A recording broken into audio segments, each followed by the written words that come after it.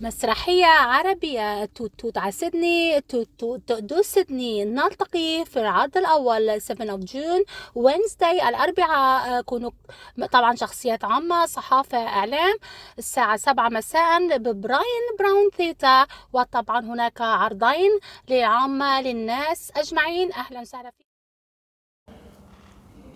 معكم نبيها حدارة من سيدني أستراليا. توت توت على سيدني، توت توت تو سيدني. نلتقي بالمخرج الأستاذ عباس مراد ليتحفنا عن المسرحية التي سوف تقدم بتاريخ 7 جون نهار الأربعاء أو مساء الأربعاء الساعة 7 مساء في براين براون ثيتا. الأستاذ عباس مراد، خبرنا عن مشروع المسرحية وكيف فكرت فيه ومن هم الممثلين المشاركين. تفضل. هلا توت توت على سيدني، يعني هي تقريبا عنوانها معبر عنها. فهالمسرحية هو نص اجتماعي مغلف بقالب كوميدي. فبتحكي عن الوضع. طبعا الشاب جامعي خلص جامعة بلبنان وما في طبعا لا شغل ولا عمل، وفاجأ لهون. يعني أولا تعالج موضوع البطالة اللي عاناها لبنان. نعم والوضع المعيشي المزري اللي عم يعيشوا الناس بلبنان يعني. فوصل لهون طبعا انصدم بواقع جديد. مش بمعنى انصدم بس إنما حياة جديدة مش معود عليها، وفات بخضم الحياة بكل زواياها ومحتوياتها. طيب لماذا اخترت فكرة شاب جامعي وليس شاب انه غير متعلم؟ شاب جامعي. هلا شاب الجامعي هي تقريبا شريحة. أنا مش أنا أصلا كاتب النص، لكن هو محمد السعودي لبناني بلبنان، اسمه محمد السعودي. فهي يعني شريحة من لبنان، منها الشريحة المتعلمة جدا اللي بتخلص جامعات، كان سواء بأي اختصاص تاني، بتوصل ما في شغل ما في عمل، أو إذا لقى شغل أو عمل طبعا الأجار ما بكفي يعني سد جمعة من حياته الإنسان. هاي الشريحة المتعلمة اللي هيدا واحد منهم اللي وصل لهون، كيف عاش هون وكيف بدأ حياته من جديد هون، وشو العقبات اللي واجهته إلى حد ما من هون، لا قدر بالآخر يكون فيها خاتمة حلوة مع قصة حب حلوة وانتهت حياته. هل القصة تحكي باللغة العامية أو اللغة الدارجة أو شو؟ نعم،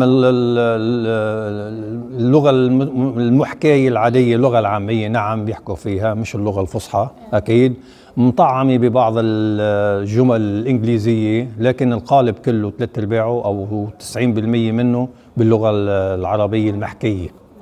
نعم. طيب هل بتظن إنه الجمهور اللي حيجي يحضر المسرحية حيقدر يفهم ويستوعب إذا عم نحكي كطبقة الشباب صغار هون؟ إيه. شو مع أهاليهم الكبار؟ نعم. حيستوعبوا الكلام اللي عينقال، اللهجة؟ هلا إذا بيفهموا اللغة العربية طبعا رح يستوعبوا، لأنه لغتنا مبسطة، مش مستعملين ولا كلمة صعبة ولا كلمة مش مستعملة أصلا بين الناس عادة. وإحنا أملنا أصلا على هذا الجيل الجديد اللي جاي اللي بهالأعمار هي. نعم، هاو هن جمهورنا وهاو هن اللي بدنا نربيهم وهاو هن اللي بدنا نتعب عليهم حتى يكون لنا شغل معهم بالمستقبل. فبعتقد رح يفهموها، ومغلفة بقالب كوميدي بين الحين والآخر، الكوميدي الراقي طبعا اللي مش كوميدي تهريج. لماذا لم تشترك أو تكون ضمن مجموعة الممثلين، بما أنك أنت ممثل مخضرم، ممثل لك قيمتك واعتبارك في بلد المهجر الأسترالي؟ نعم، لأنه في مجهود كبير على ظهري أنا لوحدي، عمالي أقوم بالإخراج، ما يعني مستحيل وقت بدي أوزع أنا مجهودي ما بين الإخراج والتمثيل بده يكون له تأثير على ناحية معينة، يمكن يكون له تأثير على الجهتين، على الإخراج وعلى التمثيل. فعشان هيك ما أخذتش أي دور بهذه المسرحية. كاتب المسرحية لما اختير اسم توت توت على سيدني؟ لأنه هيدا عمل معاملة وإجا على سيدني وانبسط وعبر، بدل توت توت على بيروت مثلا قال توت توت على سيدني. نعم، وهو بلش يهتف وغني ويرقص انه انقبل. نعم، توت توت على سيدني. طيب هلا لما استقطبتوا هالممثلين واخترتوهم يعني نعم. لقيتوا صعوبة كيف تدربهم كمخرج؟ طبعا وجينا ناس كثير ورفضنا ناس كثير، وتيجوا ناس مفكرينها انه لعبه، مفكرينها انه تسليه، بس يشوفوا شيء جد يروح. كثير اجى لعنا ناس يا ما عجبونا يا نحن ما عجبنا اللي هن مفكرين فيه. وبتعرفي انت باي عمل او باي شو في ناس كثير بتجي هلا بتفكر انه هاي لعب، ايوه بدي انبسط، وكل واحد او وحده بتجي بيكون في غايه يعني، او شو اوف او لعب او تقضيه وقته عن شكلها. فبس يشوفوا القصه جديه هن لوحدهم بيروحوا، واحنا بس نشوف انه مش راكبين من الاساس، ايوه مش راكبين يعني مش ماخذين القصه جد، بنقول له سوري بكل احترام ورواق وندبر غيره. كثير بدلنا ناس. التعامل على الممثلين هذا اللي اتفقتوا عليهم عم يعملوا بروفات وتمارين، هن من بلد واحد معين ولا مختلف؟ لا، عندنا طبعا القسم الاكبر لبنانيه، في عندنا من العراق 2، عندنا من سوريا 2، عندنا من مصر 1، والباقيين لبنانيه. حيتكلموا اللغه تبع لغتهم هن الموجوده. نعم. لا عم يحكوا بلهجتهم بلغتهم هن اللي بيحكوها عاده ببلد. خبرنا على براين براون ثيتا وكيف حيكون الديكور وكيف حيكون التصميم. هل حيكون في تعب لك لحضرتك كمخرج؟ الديكور عندنا مش ثابت، الديكور متحرك، يعني بما معناه انه نحن نستعمل ديكور وظيفي، يعني بس نخلص نحن عرض رح نفضي كل شيء على الديكور ونسلم بنفس الليله الديكور، وهذا بيسموه ديكور وظيفي. يعني بدنا كرسي بنجيب كرسي، بدنا شيء ايوه فيناش نعبر عنه، ممكن نعبر عنه بخطوط، ممكن نعبر عنه ببروجيكتور على الحيط. نعم نعم نعم نعم رح نستعمل الاضاءه. نعم الى حد نعم، لانه ما عندنا ديكور بمعنى الديكور، يعني كل اللي راح يكون عندنا كنبه وكرسي وطاوله وقصص من هالنوع، يعني هذا مش ديكور بالنهايه، هذا اكسسوار. فراح يكون في شيء من هالنوع، فان شاء الله. طيب هلا عندكم 10 ممثلين، انا مثل حسب نعم 5 نساء و5 رجال. نعم. هل كان بالصدفه انه يكون هيك التقسيم ولا لا كانوا كثار، كانوا من فوق ال20 ممثل وممثله، ولكن انا بلشت شيل واقعد شرح وحط وشيل وقيم بالنصوص وحط بالنصوص، واشتغلت على النص كثير اشتغلت على النص وهلكت انا واشتغل فيه للنص لجمعته لصار عندنا بشكل قصه متكامشه. ايوه حبكه، وصار في بناء درامي معقول، فلحتى له صار خرج. هلا الضحكه حتطلع من القلب او حتنشوها نشش من الناس؟ لوحدها رح تطلع ان شاء الله. يعني نعم اذا ما طلعت لوحدها معناته مش مليح، اذا بدنا نسحبها سحب او نترجى لتطلع ما بقبلها.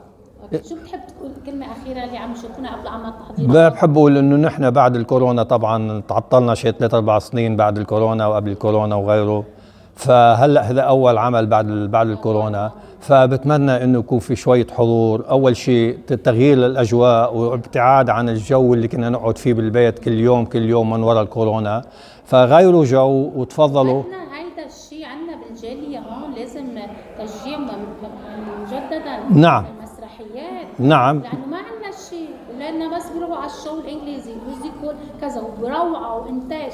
نعم. احنا والعربي الجريك بيعملوا، نعم كله بيعمل. نعم. نحن بدنا اياكم ضلوا مسابقين ولازم نعمل، وان شاء الله هذه يعني هالمسرحيه هي بكوره لاعمال ان شاء الله جديده مباشر على طول. اوكي.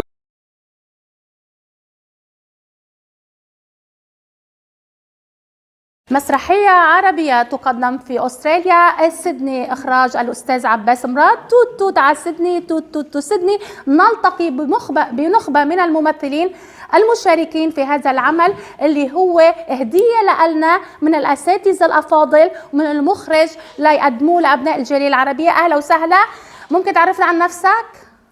أنا اسمي الحقيقي بلال، بيكون اسمي أيوب بالمسرحية. أيوب بالمسرحية. دورك بيكون الشخص اللي بيجي من لبنان بيسافر خيو بيعمل له فيزا وبيجي على الجامعي. صحيح. أوكي.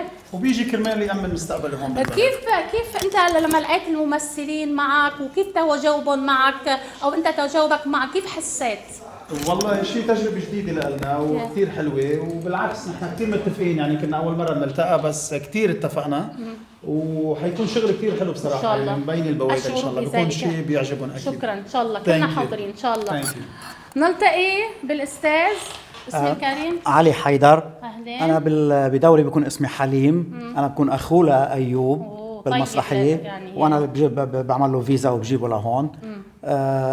بالنسبة للسؤال اللي سألتي لأيوب، نحن كلتنا هون عائلة وحدة والعمل جدا ممتع وجدا، ومش بس كوميدي، هو العمل فيه عبرة وفي اجتماعي أكثر ما هو كوميدي. نعم شكرا لحضرتك. تحياتي. ننتقل للأستاذة، أنا بعرفك قبل هلا، عرفيني عن نفسك لو سمحتي. اسمي نجاح حيدر، أنا دوري بالمسرحية بكون أمه لأيوب وراح كون مرة خيو كمان. اليوم. إيه أخذي دورين يعني. كل الحق على المخرج. إيه وبكون مرته لحليم كمان. شو رأيك انطباعك بالدور أو انطباعك العودة إلى المسرح العربي في سيدني بعد هالانقطاع الكبير أو اللي كان باللوك داون وقبل، يعني كان في توقف كبير للمسرح العربي الاجتماعي مش الهزلي اللي كانوا عم يقدموه؟ أي لا كتير حلو كتير حلو، ونحن هون كتير مبسوطين بهاي المسرحية اللي عم نعملها، لأنه بتعالج مواضيع كتيرة يعني اجتماعية أو مشاكل هون أو كل هالاشياء هيدي، ونحن كعائلة وحدة يعني نحن ما بنعرف بعضنا والتقينا بهالمسرحية، بس كتير عايشين كعائلة وحدة وعم نعيش الدور ومبسوطين كتير. شكرا لحضرتك. أهلا. ننتقل للأستاذة. هاي اسمي دعاء راشد. اسمك حلو يا دعاء. ثانك يو ميرسي. دوري بالمسرحية بكون اسمي جوليا. أنا بنت رجل غني بأستراليا، بتعرف طبعا على أيوب اللي هو جاي شاب من الضيعة، واكيد بصير في اعجاب وحب وبتتالى الاحداث. طبعا ورا المسرحيه في مساج كتير مهم وحلو، والاحلى من هيك انه المسرحيه هي مالتي كلتشر، سو جامعه اطراف من 100% سوري مصري اكزاكتلي عراقي لبناني. والحلو انه حتى لو نيو كرو نحن ما بنعرف بعض، بس بنحس انه عائله. اكزاكتلي. ثانك يو سو ماتش. هل لك كتمثيل قبل او تجربه؟ نو honestly لا، بس عندي تجربة سابقة بلبنان إنه بغني عادة على مسارح وبحس إنه ما عندي مشكلة طبعا اتواجه مع الجمهور. شكرا. ننتقل للأستاذة رشا عدكم. عارفين عن نفسك شو دورك بالمسرحية؟ أنا دوري بالمسرحية دور جارة، عم تاخذ اخبار الجاره. اي بتشمشم اخبار وهيك. اي بدها تزوج بنتها شي عريس. كمان معتاد اي دور كثير حلو. انطباعك مع الفريق هون العمل التمثيل مبسوطه؟ كثير حلو. شكرا لحضرتك. فيري نايس. ننتقل للاستاذ. اهلا وسهلا. سامر السهيلي. دوري بالمسرحيه سعدون. انا احد اصدقاء حليم، ومعنا شاب ثاني بنكون أصدقائه، وهاي أول مرة لي بشتغل مع الأستاذ عباس مراد، وكتير فرحان معه وشغله كتير حلو. وطبعا هي مالتي كالتشر وأنا من الجالية العراقية. خوف على المسرح. اسألني أنا. أكيد إن شاء الله تكون هذه إن شاء الله تكون أول تجربة وفي تجارب ثانية، وإن شاء الله بالتوفيق والنجاح. أهلا. شكرا لحضرتك. ألف مبروك. معنا أنت حضرتك يا أستاذة حبيبتي، تفضلي. أهلا وسهلا. أهلا فيكي. شو أنا اسمي ليلى إبراهيم. التقيت فيكي طبعا ببرنامج تبع الغناء مع ست نهى فرانسيس. نعم. أنا مثلي نهى. فأنا أخذ دور الممرضة اسمها كاترين، رحيمة حليمة الممرضة كاترين حيكون اسمي. وأنا كتير سعيدة وإلي الشرف إني التقى بهيك وجوه طيبة، وحقيقة بس كل ما بنجي على التدريب بنقول ما بدنا يخلص يعني، وحيقرب الموعد. ايه صح. والشكر الكبير للأستاذ عباس مراد، لأنه حقيقة عم يتعب معنا وعم يكون واقف طول الوقت. ماي جاد الحمد لله رجعوا. ثانك يو سو ماتش. ألف مبروك. أهلا. هلا أنا اسمي شريف سيد، أنا من مصر. أهلا. بقوم بدور مهم جدا في المسرحيات، دور الكوميدي. أنا صديق البطل واللي بعلمه النصب والاحتيال وبستعمل اسم مستعار اللي هو زعبله الزعبلاوي، لان دايما بقوم على آلات نصب فاسمي الحقيقي مش واضح. وبعلمه كيف ينصب على الدوله ويستفيد منها كومبنسيشن وياخد تعويضات. كان قاعدين كومبنسيشن. فانا بعلمه ازاي ينصب وياخد كومبنسيشن وتعويض، فبيقع بقى في حب اللي هي المفروض ياخد منها تعويض، فبيحبها وانا بطلع في نهايه المسرحيه بدون شيء. الله، يلا الف مبروك للشخصيه. طبعا هذه الشخصيه عم نحكي عليها. ننتقل، تفضل يا استاذ. مساء الخير. انا مهيد عبيد. سبق ان اشتركت سابقا بالتمثيل من زمن طويل. الان المعرفه والصداقه مع الاستاذ عباس المخرج. الدور في هذه المسرحيه هو دور الاب المستعد انه يستخدم ثروته وسلطته ونفوذه واي شيء ليحمي بنته، بيتصرف بانانيه، وهي ظاهره موجوده. يعني هي دور الاب الصارم والقاسي والمخيف، ويعني نظريا عادل ادهم السينما المصريه المسكين. فاحيانا يعني هذا الانطباع حول الاسره بيكون في شخص بالاسره احيانا عنده هاي الطباع المزعجه، لكن هي ممكن تكون احيانا نوع من الحمايه الزائده، يعني بفهمها الناس احيانا بطريقه خطا. طبعا في النهايه بيصلح سلوكه وبينبه الجميع انه هو مش شخصيه سلبيه مثل ما هم بيتصوروا، هو شخصيه عنده جانب ايجابي خفي ما بيعرفوا فيه. شكرا لحضرتك والف مبروك العمل. سؤال بس، اخر سؤال، هل الاسماء اللي اخترتوها انت والمؤلف، لانه في نعرف الكاتب نجيب محفوظ لما بيكتب قصص افلام او شيء بيختار اسم شخصيه بيعكس هو حياته، هل اخترتوا مثلا اسم كاترين لانه في كثير ممرضات مثلا، اسم حليم، انا لا عم بتذكر، هل اسماء مقصوده ولا عكس الشخصيه اللي هو لا هي يعني هي رمز للشخص او للشخصيه اللي المطلوبه. يعني زهره هي بنت الضيعه، بنت البلد، وكاترين كمان بنت هون بنت استراليا، وجوليا كمان هاي الاسماء، وحليم وايوب كمان كلياتهم. فكل شخصيه هي ترمز للكاركتر اللي هي فيه. والف شكر والف مبروك. كلنا سوا نقول توت توت على سيدني، شرفونا. تفضلوا. توت توت على سيدني، شرفونا.